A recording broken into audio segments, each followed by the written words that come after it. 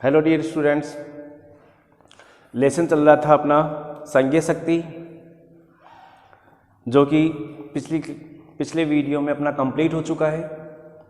आज देखते हैं उसके अभ्यास प्रश्न।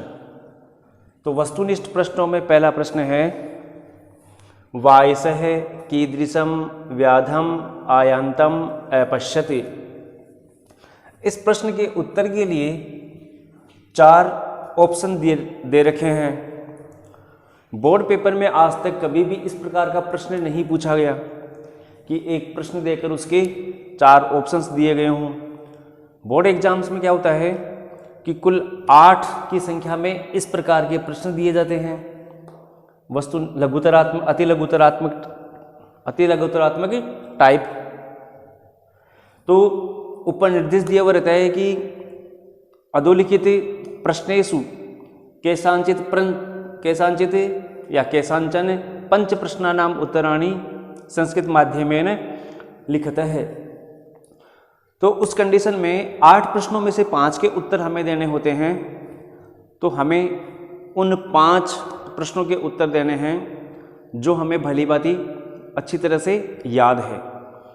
कई बार हम क्या करते हैं कि जल्दबाजी में प्रश्न के ऊपर दिए गए निर्देश को नहीं पढ़ते और 8 के 8 प्रश्नों के उत्तर देना शुरू कर देते हैं।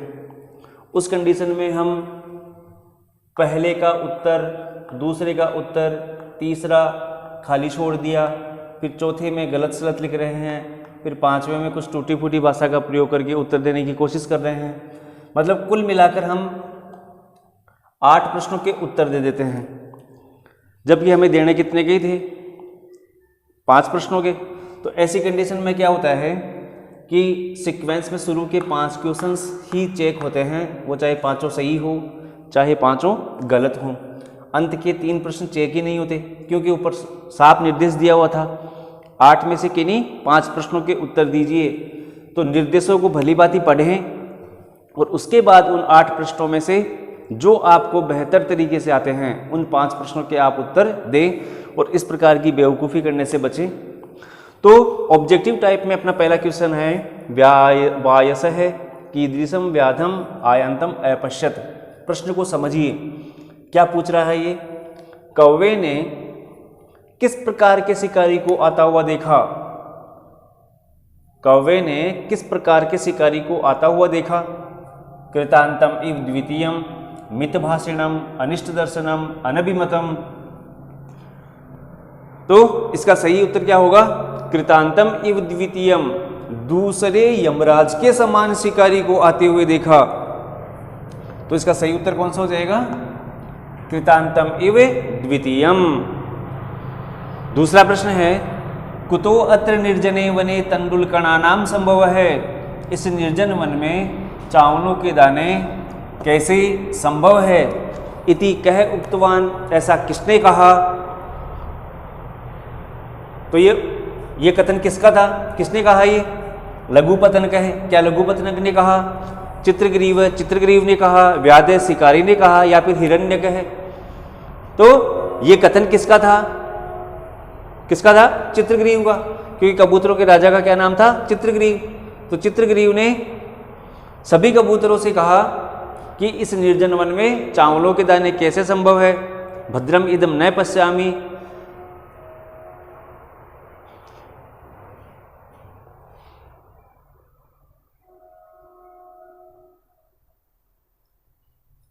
तो ये कथन किसका है? चित्रग्रीव का।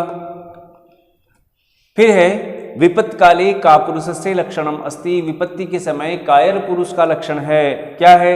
विस्मय है, आश्चर्य करते रहना ही कायर पुरुष का लक्षण है।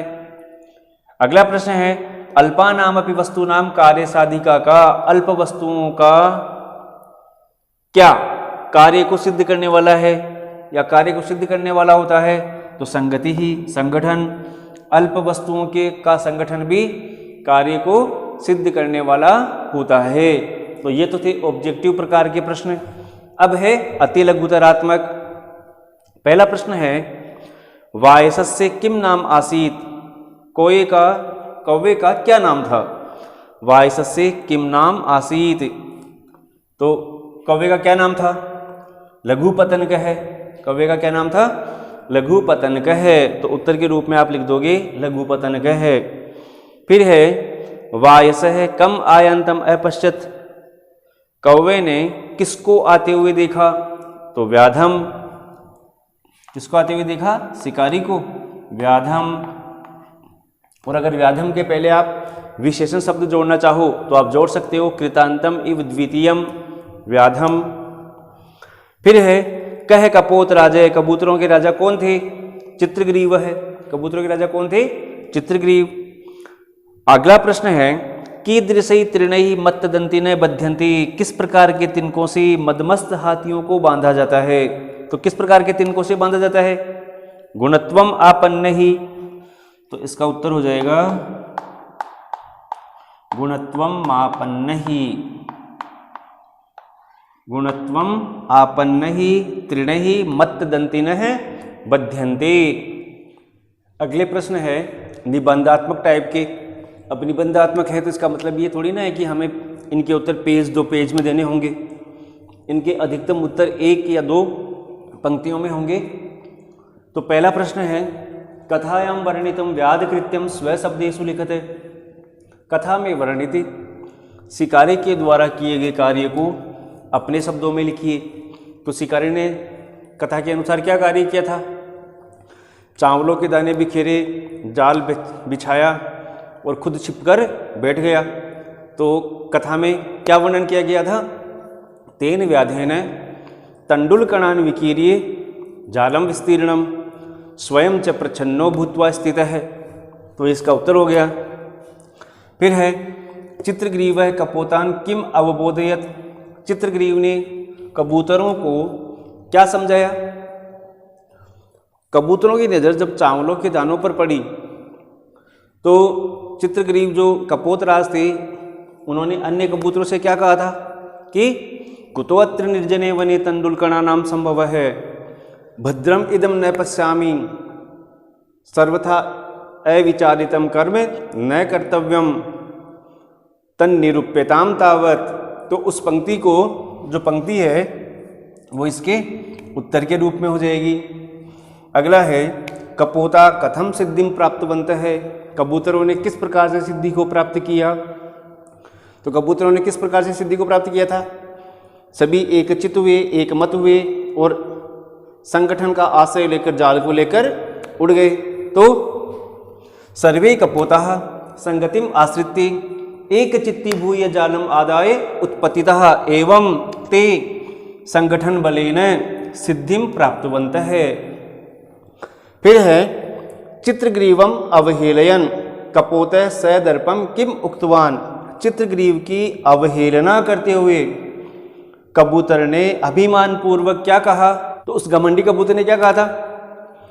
ईर्षि घृणी तु असंतुष्ट है, क्रोधिन नित्य संकित है, पर भाग्योपजीवी च सड़ एते दुखे भागिन है। तो इस श्लोक को आप इसके उत्तर के रूप में लिख सकते हो। अगला प्रश्न व्याकरण प्रश्नों से है और इसमें पहला प्रश्न कुछ एक धातुओं के पद देकर पूछे गए हैं कि इनमें धातु, लकार, पुरुष और वचनों को निर्देशित कीजिए। तो पहला प्रश्न, इस प्रश्न में पहला पद है निवसंती। निवसंती में नी तो है उपसर्ग और इसकी मूल धातु कौन सी है? वस। निवसंती। लकार कौन सा है? लट लकार। रहते हैं, बहुवचन की क्रिया है ना ये। पुरुष कौन सा है? प्रथम पुरुष और वचन बहुवचन। निवसति, निवसतः, निवसन्ति। फिर है अपश्यति। अपश्यत की मूल धातु कौन सी है? दृश्य। और लकार कौन सा है? लंग लकार, भूतकाल। और पुरुष है प्रथम पुरुष और प्रथम पुरुष का एक वचन। उसके बाद में है दर्शयिष्यति। दर्शयिष्यति की मूल धातु कौन सी है? दृश्य। लकार कौन सा है? लिट लकार। पुरुष कौन सा है? प्रथम पुरुष। और वचन कौन सा है? एक वचन। ये जो क्रियापद देख रहे हो आप, दर्शिष्यति, ये एक प्रेरणार्थक धातु है। देखने वाले की जो क्रिया है, देखने की जो क्रिया है, उसका कर्ता स्वयं करता रहे, तब तो इसका रूप बनता है द्रक्ष्यति। लेकिन ये कार्य किसी की प्रेरणा से हो रहा है। जैसे मैं पाठ में प्रयोग किए गए सेंटेंस की ही बात करूं, तो उस शिकारी को आता हुआ देखकर कवि ने क्या सोचा था? न जाने किम अनभिमतम दर्शयति, कि पता नहीं मुझे ये कौन? वो शिकारी कौन से अमंगल का दर्शन कराएगा। तो ये जो क्रिया है ना, ये प्रेरणार्थक यानी निजंत प्रत्यय जुड़कर बना हुआ है, निच प्रत्यय जुड़कर बना हुआ है, जिसका ई भाग शेष बचता है, ई का ए हो जाता है और ए का अयादि संधि में अय रूप बन जाता है। तो दर्शय रूप बना। और फिर उस दर्शय में इष्यति जो प्रत्यय है लिट लकार की पहचान के लिए, वो इष्यति इसमें जुड़ा हुआ है। तो ये एक प्रेरणार्थक धातु है। तो इसमें मूल धातु कौन सी है? दृश्य धातु, लिट लकार, प्रथम पुरुष का एक वचन, और स्वयं कर्ता ही होता है इसका, देखने वाला। ये प्रेरणार्थक रूप नहीं होता, तब उस परिस्थिति में इसका रूप क्या बनता? द्रक्ष्यति। उसके बाद में है पश्यामि। पश्यामि की मूल धातु कौन सी है? वही स्वयं दृश्य धातु है। पश्यति, पश्यते, पश्यन्ति, पश्यामि, पश्याव, पश्यामि उत्तम पुरुष का रूप है। तो इसमें लकार कौन सा है? लट लकार। देखता हूं, लट लकार है ही। पुरुष कौन सा है? उत्तम पुरुष। और वचन कौन सा है? एक वचन। उसके बाद में आती है बभूवुः। बभूवुः की मूल धातु कौन सी है? भू धातु। और ये जो लकार देख रहे हो, ये लिट लकार है। लिट लकार लंग लकार के अर्थ में प्रयोग होता है। कुल लकार 10 होते हैं, लेकिन सामान्य रूप से 5 का प्रयोग किया जाता है। लिट लकार का प्रयोग किसी ऐतिहासिक घटना को, जो आंखों से ओझल हो, बहुत समय पहले घटी हो, उस अर्थ में इस लकार का प्रयोग किया जाता है। इसमें भी प्रथम पुरुष है। और अगर वचन की बात करें ना, तो बहुवचन है, बहुवचन। उसके बाद में है उवाचे। उवाचे में मूल धातु है ब्रू, सेम यही लिट लकार है। पुरुष है प्रथम पुरुष, और वचन है एक वचन। उसके बाद में है अकरोत। अकरोत इस पद की मूल क्रिया क्या है? क्री। डुक्रिय धातु से क्री बना हुआ है। उसके बाद में लकार है लंग लकार और प्रथम पुरुष। और प्रथम पुरुष का वचन कौन सा है? एक वचन। तो इस प्रकार से क्रियापद से संबंधित प्रश्न हुआ। अगला प्रश्न शब्द रूपों से संबंधित है। यहाँ एक एक शब्द के रूप दे रखे हैं, हमें इनमें मूल शब्द, विभक्ति और वचन बताना है। जैसे पहला पद है तीरे, किनारे पर, तो इसका मूल शब्द कौन सा हुआ? तीर। विभक्ति कौन सी हुई? सप्तमी। और सप्तमी का वचन कौन सा है? एक वचन। पक्षिण है, पक्षी, पक्षिणाऊ, पक्षिण है, तो इसका मूल शब्द क्या है? पक्षिन। नकारांत शब्द है ये। विभक्ति कौन सी है? प्रथमा। और वचन बहुवचन।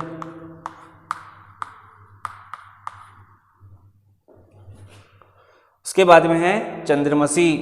चंद्रमसी का मूल शब्द है चंद्रमसी, और इसमें विभक्ति है सप्तमी, और वचन है एक वचन।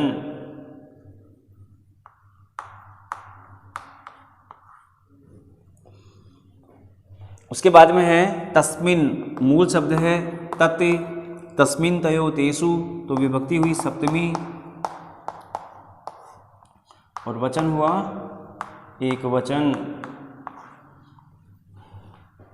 फिर है व्याधीन। व्याधीन का मूल शब्द है व्याध। व्याध के द्वारा, तो से द्वारा अर्थ में तृतीया विभक्ति कर्ण कारक, और वचन है एक वचन। वने,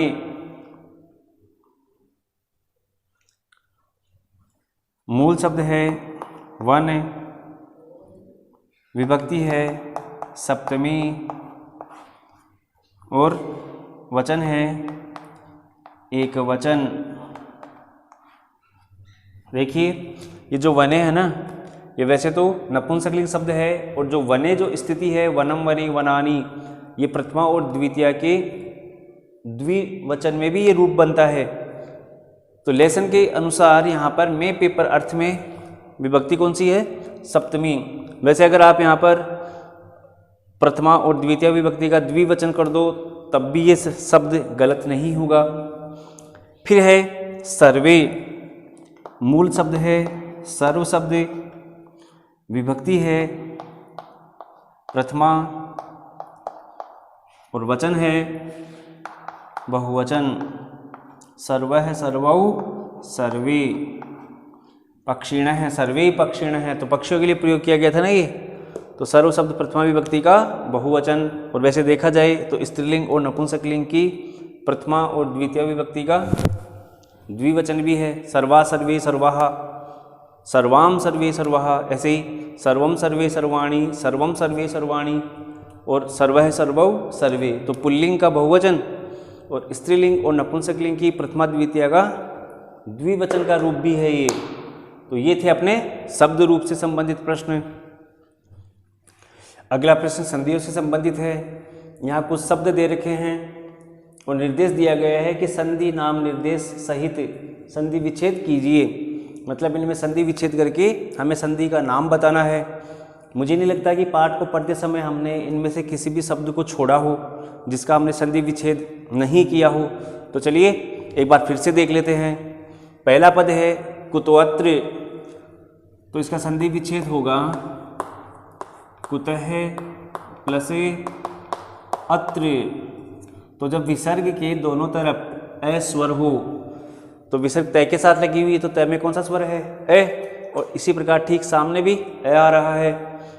तो ये जो विसर्ग है ये सबसे पहले ऊ में परिवर्तित हो जाएगी, फिर ऊ ऐसे मिलकर ओ में परिवर्तित हो जाएगा, फिर ओ होने के बाद सामने वाला ए अवग्रह का रूप ले लेगा। तो यहाँ पर उत्व संधि है, इसको कहीं कहीं पर पूर्व रूप के नाम से भी ऐसे शब्दों को जाना जाता है।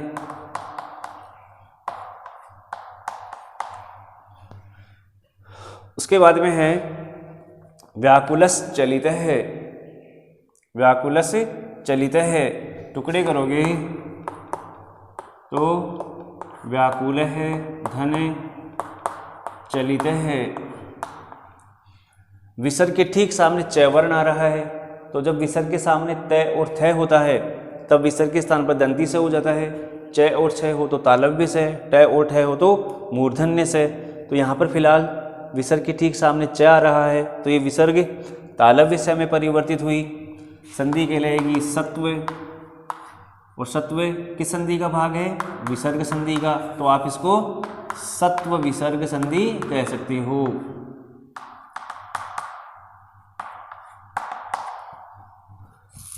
इसके बाद में है अप्येवम। अप्येवम में दो पद जुड़े हुए हैं, अपि धन एवं। अपि के प में ईश्वर है। जैसा कि संधि पढ़ रहे थे तब भी मैंने कहा आपसे कि संधि जब विच्छेद किया जाए तब शब्दों का उच्चारण आप सही ढंग से करोगे तो अपने आप पता चल जाएगा कि किस जगह से शब्द टूटने वाला है। और जब वापस संधि करो तो प्रथम शब्द के अंतिम वर्ण और द्वितीय शब्द के प्रथम वर्ण, इन वर्णों की जो स्थिति है ना, इन वर्णों की पहचान, इन वर्णों की जो स्थिति है उसको भली भांति पहचान कर भी हम इनका विच्छेद और संधि कर सकते हैं। तो अपि एवं, अपि के पै में कौन से स्वर की स्थिति है? ई स्वर की। ठीक सामने ए है, तो जब ई के सामने कोई असमान स्वर हो तो ई य में परिवर्तित हो जाता है। तो ऐसा किस संधि का नियम है? यण संधि का। और यण संधि किस संधि का भाग है? स्वर संधि का। तो यण स्वर संधि।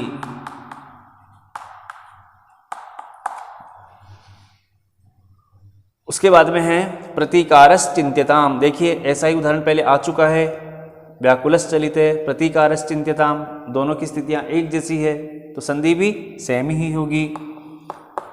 विच्छेद हो जाएगा प्रतीकार है धन चिंत्यताम। तो ठीक वैसे ही सत्व विसर्ग संधि।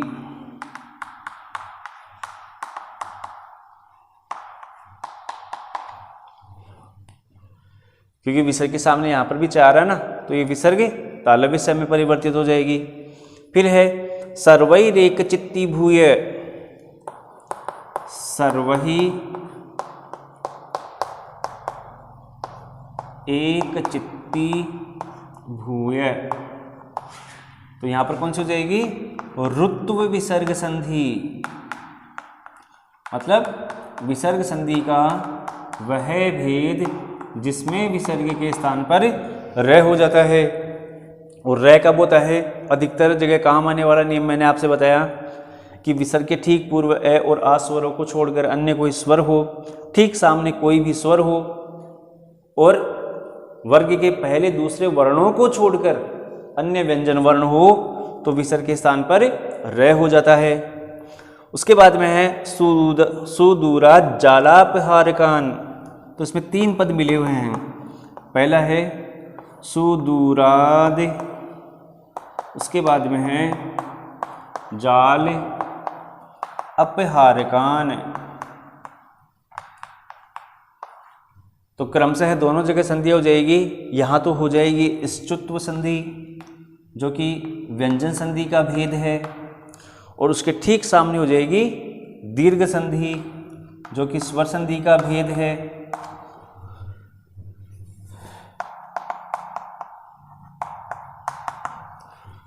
स्तुत्व संधि में क्या होता है? दंती से और तयवर्ग के वर्ण, तालव्य से और चयवर्गीय वर्णों की स्थिति जब एक दूसरे के आमने सामने हो, तो संधि होते समय दंती से और तयवर्ग के वर्णों के स्थान पर क्रमशः तालव्य से और चयवर्ग के वर्ण हो जाते हैं। और दीर्घ संधि की बात करें तो अकय सवर्ण दीर्घ ए ई उ और री, इनके सामने ए ई उ और री स्वर हो, चाहे ऋस्व हो चाहे दीर्घ हो, आमने सामने समान स्वर हो तो खुद का ही दीर्घ कर लेते हैं। तो लय का ए और सामने का ए और ए मिलकर आ में परिवर्तित हो जाएगा। तो इस प्रकार से हुआ ये संधियों से संबंधित प्रश्न। अगला प्रश्न समास से संबंधित प्रश्न है। तो चलिए, पहला पद है गोदावरी तीरे। गोदावरी तीरे, गोदावरी और तीरे के बीच में संबंध का चिन्ह छुपा हुआ है। गोदावरी के तीर पर, किनारे पर। तो संबंध काकेकी के लिए कौन सी विभक्ति का प्रयोग होता है? षष्ठी विभक्ति का। तो गोदावरी शब्द में यहाँ पर षष्ठी विभक्ति कर देंगे, तो रूप बन जाएगा गोदावर्यः तीरे इति। तो पूर्व पद में आपने कौन सी विभक्ति की? षष्ठी विभक्ति। तो यहाँ पर समास हो जाएगा षष्ठी तत्पुरुष है। अगला है अनभिमतम। तत्पुरुष समास का एक नए तत्पुरुष समास भेद होता है जो निषेधात्मक अर्थ का बोध कराता है। इस समास में जब विग्रह करते हैं ना, अनभिमतम, तो इसका विग्रह होगा न अभिमतम, न अभिमतम इति। समास कौन सा हो जाएगा? नए तत्पुरुष, नए तत्पुरुष है। आप इसको यूं समझ सकते हो कि इसका पूर्व पद न है और उत्तर पद है अभिमतम। जब इस न के ठीक सामने उत्तर पद के का जो प्रथम वर्ण है वो अगर स्वर हो, तब इस न के स्थान पर अन हो जाता है, फिर ये अन होकर उत्तर पद के साथ जुड़ जाता है, तो वापस पद क्या बन जाएगा? अनभिमतम, वापस से समस्त पद बन गया। और अगर इसकी स्थिति इस प्रकार से हो, न सुखम इति, अब देखिए यहां पर भी पूर्व पद नहीं है, तो नए तत्पुरुष समास पे जब समस्त पद का विग्रह करते हैं ना, तो पूर्व पद हमेशा न ही रहता है, और जब इसका उत्तर पद के साथ संयोग होकर समस्त पद की रचना होती है, तो न के बाद में अगर उत्तर पद की शुरुआत स्वर से हो रही हो, तब तो इस न के स्थान पर अन होकर उत्तर पद के साथ संयोग होता है, तो अन होकर अनभिमतम, मतलब अन की ध्वनि आएगी। और न इसी में न के बाद में जब उत्तर पद की शुरुआत किसी व्यंजन वर्ण से हो रही हो, तो न के स्थान पर सिर्फ अ होता है, फिर वो अ उत्तर पद के साथ जुड़ जाता है, तो समस्त पद बन जाता है असुखम। मतलब न के ठीक बाद में व्यंजन वर्ण हो, तब तो न के स्थान पर अ होकर उत्तर पद के साथ समास होता है, और न के सामने उत्तर पद की शुरुआत अगर किसी स्वर से हो रही हो, तो न के स्थान पर अन होकर उत्तर पद के साथ समास होता है। तो ये पहचान है नए तत्पुरुष समास की। अगला है सपरिवार है, तो विग्रह होगा परिवारेण सहित है इति। समास कौन सा हो जाएगा? अव्ययी भाव है। कहीं कहीं पर इस पद को बहुब्रीहि भी माना जाता है, जिसका तीसरा अर्थ निकले, जो किसी के विशेषण के रूप में प्रयोग किया जाए, तो इसका विग्रह हो जाएगा परिवारेण सहित है यह सह। इस प्रकार से विग्रह करोगे तो बहुब्रीहि समास हो जाएगा। और परिवारेण सहित इति या परिवारेण सहितम इति, इस प्रकार से विग्रह करोगे तो अव्ययी भाव समास हो जाएगा। तो कहीं कहीं पर तो ये विग्रह कैसे किया जाता है? परिवारेण सहित है यह सह, परिवार के साथ है जो वह। तो ऐसी परिस्थिति में तो ये बहुब्रीहि हो जाएगा, क्योंकि ये किसी के विशेषण के रूप में प्रयोग किया जा रहा है। और अगर सिर्फ सहित अर्थ में हो तो परिवारेण सहितम इति, तो ऐसी कंडीशन में ये अव्ययी भाव समास रहेगा। निर्जनम जनानाम अभाव है इति। समास कौन सा है? यही अव्ययी भाव समास।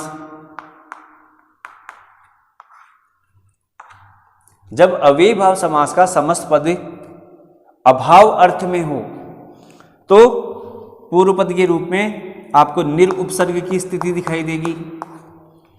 और जब विग्रह करोगे, समस्त पद का जब विग्रह करोगे, तो ये जो उत्तर पद है ना, इस उत्तर पद में षष्ठी विभक्ति का प्रयोग करते हुए अभाव शब्द का प्रयोग किया जाता है। जैसे निर्मक्षिकम, तो मक्षिकाणाम अभाव है, निर्जलम जलस्य अभाव है, निर्धनम धनस्य अभाव है, निर्गुणम गुणानाम अभाव है। तो ठीक वैसे ही निर्जनम जनानाम अभाव इति, तो अभावार्थे अव्ययी भाव समास। फिर है मत्त दंतिन है, मत्तः च ये दंतिन हैं इति, मदमस्त हैं जो हाथी।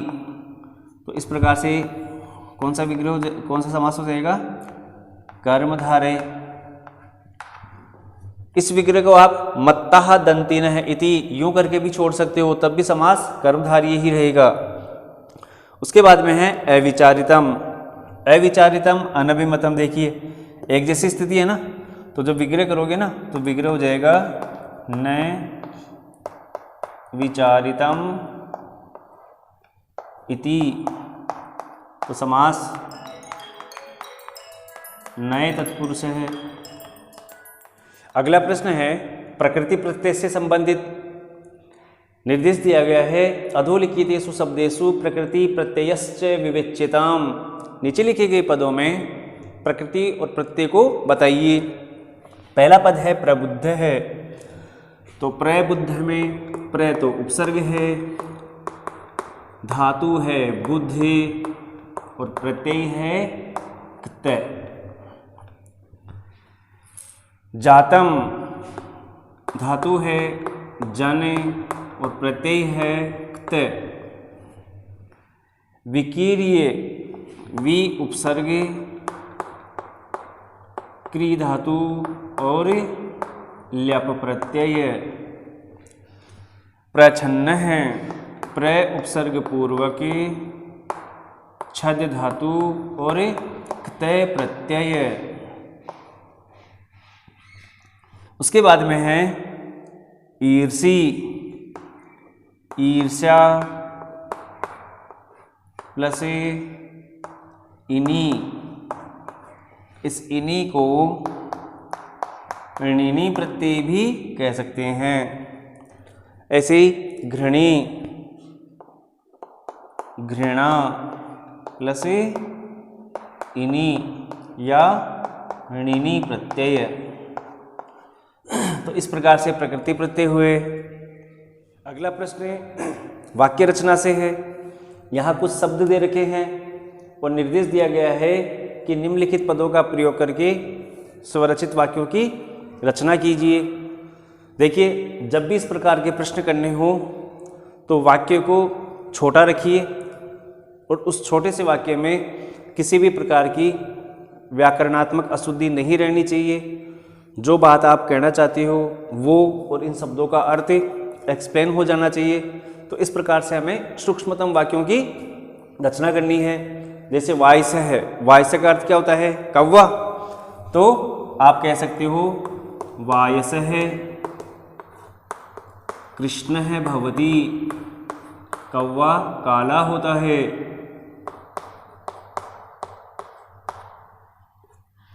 फिर है चित्रग्रीव है, चित्रग्रीव है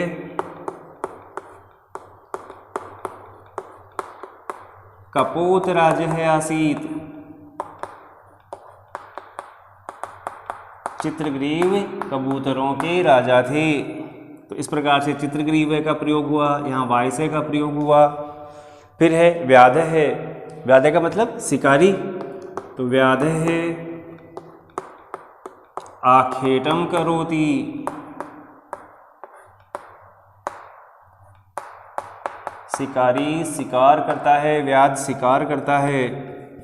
फिर है असंतुष्ट है, तो असंतुष्ट है सदैव दुखेन जीवति।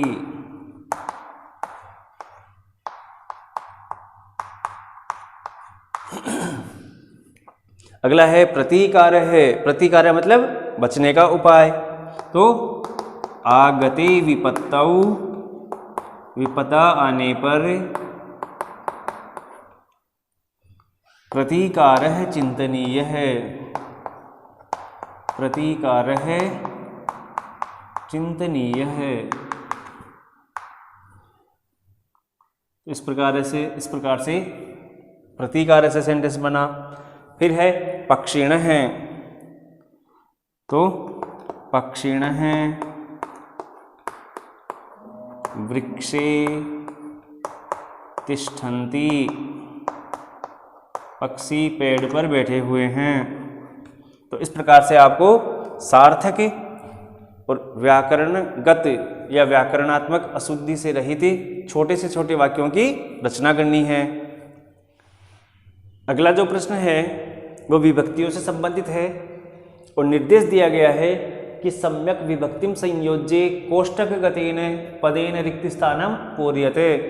उचित विभक्तियों का प्रयोग करके कोष्ठक में दिए गए पदों से रिक्त स्थानों की पूर्ति कीजिए। तो इन दिए गए शब्दों में किस विभक्ति का प्रयोग करना है, उस विभक्ति के प्रयोग का कारण आपको इन्हीं सेंटेंसेस में मिलेगा। हमने कारकों में इसका अभ्यास भी किया है। तो पहला सेंटेंस है अवसन्नायाम। अब यहाँ एक खालिस्तान दे रखा है और इस खालिस्तान में रात्रि शब्द का प्रयोग करके इस रिक्त स्थान की पूर्ति करनी है। अवसन्नायाम वायसे प्रबुद्ध है, तो अवसन्नायाम पद में कौन सी विभक्ति है? ढलती हुई। रात्रि में, तो इसमें सप्तमी विभक्ति है, तो इस रात्रि पद में भी सप्तमी विभक्ति हो जाएगी रात्रौ। तो औषधनायाम रात्रौ, क्योंकि ये पद इस रात्रि का विशेषण है, तो दिए गए इस विशेषण में जिस विभक्ति का प्रयोग किया गया है उसी विभक्ति का प्रयोग इस विशेष्य में भी होगा। औषधनायाम रात्रौ वाय से प्रबुद्ध, ढलती हुई रात्रि में या रात्रि ढलने पर कौवा जागा। इसी से मिलता जुलता उदाहरण हमने सप्तमी में पढ़ा था कि जब एक क्रिया के बाद दूसरी क्रिया होती है तो पूर्व क्रिया और उसके कर्ता में सप्तमी विभक्ति का प्रयोग होता है। तो पहले रात ढली, उसके बाद कौवा उठा। आगे है तेन जालम विस्तीर्णम। अब इस ब्लैंक में इस व्याध शब्द की उचित विभक्ति का प्रयोग करना है। अब तेन जो सर्वनाम पद है इसमें जो विभक्ति है वही विभक्ति इस संज्ञा पद में होगी, क्योंकि तेन शब्द का संबंध किससे है, तेन शब्द का प्रयोग किसके लिए किया गया है, व्याध के लिए किया गया है। तो तेन में तृतीया है तो व्याध में भी तृतीया हो जाएगी, रूप बन जाएगा व्याधेन, तेन व्याधेन जालम विस्तीर्णम। ठीक इसी तरह है कपोत राजे तंडुल कर्ण लुब्धान। अब इसका कर्ता है कपोत राज है, तंडुल कर्ण लुब्धान यहाँ विशेषण पद है। चावलों के दानों के लिए लोभी, तो इसमें द्वितीय विभक्ति का बहुवचन है, तो ये जिसका विशेषण है उसके विशेष्य में भी द्वितीय विभक्ति के बहुवचन का प्रयोग हो जाएगा, तो रूप बन जाएगा कपोतान। तो ये हुआ विशेषण और ये हुआ विशेष्य। अगला है कपोताः तत्र उपविष्टाः। कपोताः तत्र उपविष्टा, कबूतर वहाँ बैठ गए। तो अब ये कबूतर कपोता बहुवचन का पद है, तो इसके लिए प्रयोग किए जाने वाले इस सर्वनाम शब्द में भी प्रथमा विभक्ति के बहुवचन का प्रयोग होगा, तो रूप बन जाएगा सर्वे। क्योंकि पुल्लिंग बहुवचन है ना कपोताः, इसलिए सर्व शब्द को भी पुल्लिंग के बहुवचन में परिवर्तित कर दो और प्रथमा विभक्ति का प्रयोग होगा। फिर है अल्पानाम अपि। अल्पानाम अपि, अल्पानाम इसमें षष्ठी विभक्ति के बहुवचन का प्रयोग किया गया है, तो वस्तु शब्द में भी षष्ठी विभक्ति के बहुवचन का प्रयोग हो जाएगा। अल्पानाम अपि वस्तूनाम संगति ही कार्य साधिका। फिर है से व्याध है जाल अपहारकान। देखिए जाल अपहारकान में द्वितीय विभक्ति के बहुवचन का प्रयोग किया गया है, और ये शब्द भी जो है ना इस सेंटेंस में एज ए विशेषण प्रयोग किया गया है। तो तत्शब्द की द्वितीय विभक्ति के बहुवचन में और पुल्लिंग में क्या रूप बन जाएगा, स तौते तम तौ तान, क्योंकि पक्षी शब्द जो है ना वो पुल्लिंग के लिए प्रयोग किया गया था सेंटेंस में। तो स व्याधे जाल अपहारकान तान।